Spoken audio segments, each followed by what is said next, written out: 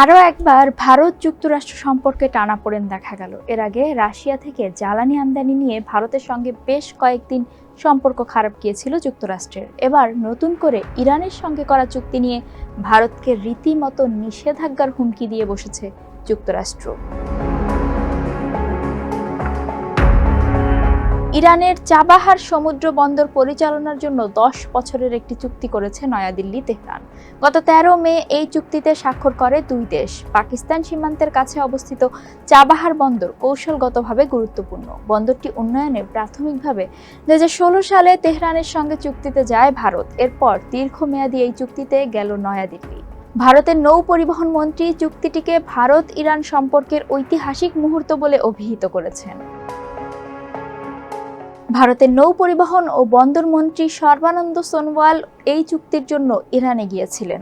ভারতের নৌ মন্ত্রণালয় জানায়, ইন্ডিয়ান পোর্টস গ্লোবাল লিমিটেড ও ইরানের port and maritime organization Chabahar বন্দরের উন্নয়নের জন্য একটি দীর্ঘমেয়াদী চুক্তি সই করে।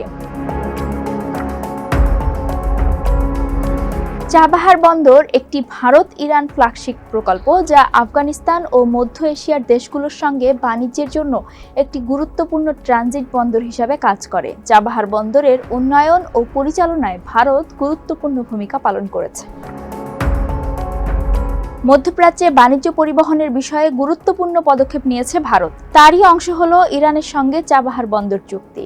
চুক্তির বিষয়ে ভারতের পররাষ্ট্রমন্ত্রী এস জয়শঙ্কর বলেন, চাবাহার বন্দরের সঙ্গে আমাদের দীর্ঘদিনের সম্পর্ক ছিল, কিন্তু আমরা কখনোই একটি দীর্ঘমেয়াদী চুক্তি স্বাক্ষর করতে পারিনি। কারণ ছিল ইরানের প্রান্তে বিভিন্ন সমস্যা, জয়েন্ট ভেঞ্চার পার্টনার পরিবর্তন এবং পরিবর্তিত শর্ত। পররাষ্ট্রমন্ত্রী আরও বলেন, অবশেষে আমরা এটি সমাধান করতে সক্ষম হয়েছি এবং আমরা দীর্ঘমেয়াদী চুক্তি সম্পন্ন করতে সক্ষম হয়েছি। দীর্ঘমেয়াদী চুক্তিটি প্রয়োজনীয়, কারণ এটি ছাড়া আপনি সত্যিই বন্দর পরিচালনার উন্নতি করতে পারবেন না। আমরা বিশ্বাস করি সমগ্র অঞ্চল উপকৃত হবে।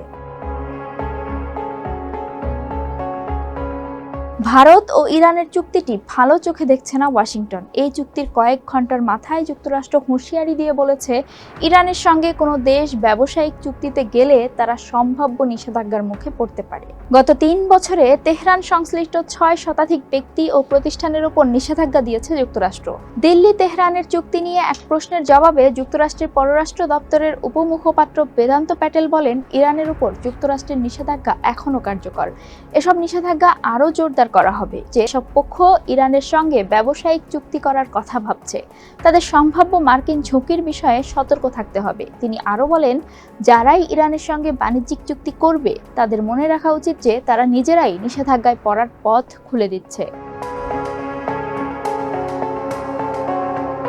যুক্তরাষ্ট্রের হুঁশিয়ারির একদিন পর জবাব দিয়েছে ভারত। দেশটির পররাষ্ট্রমন্ত্রী এস জয়শঙ্কর বুধবার তার লেখা ওয়াই ভারত ম্যাটার্স বইয়ের বাংলা সংস্করণ প্রকাশ অনুষ্ঠানে যুক্তরাষ্ট্রের হুঁশিয়ারির জবাব দেন। জয়শঙ্কর বলেন, এই চুক্তির ফলে চাবাহার বন্দরে বড় বিনিয়োগের পথ খুলে যাবে।